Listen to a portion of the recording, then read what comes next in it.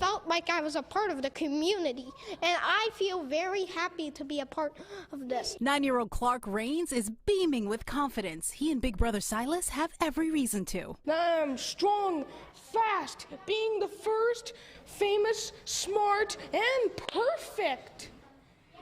Everyone thinks that I'm the best. They're among the many children who are members of Extreme Kids and Crew. Founded in 2018, it's an organization that provides assistance through arts, conversation, and play to children with autism and other developmental disabilities. We're very proud of that. We want to really support and champion disability and being neurodiverse, and we want to have fun. And fun is exactly what these kids came here to do. Families were invited for a day of recreation here in Brooklyn. Caitlin Casaro is the executive director. She says the key to their success is acceptance and using art as a vehicle to help each child grow. For 11-year-old Silas, creating art allows him a way to explore. He even started his own YouTube channel, The Amazing World of Silas Rains, featuring his animations. We don't think there's any need for anyone to have to change.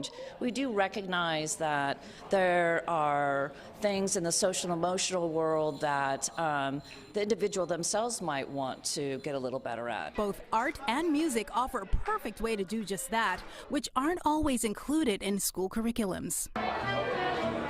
It's a shame right now how little art and play is happening in our schools, and I know the pressure that teachers are under and people are under to, even now more so, get everyone quote-unquote caught up. In order to make up for the gap in schools, the organization often receives help from other nonprofits to fulfill their mission. We also are deeply committed to improving society and making a difference in the communities in which we serve. Just like we saw with the children today, they inspire us, they motivate us.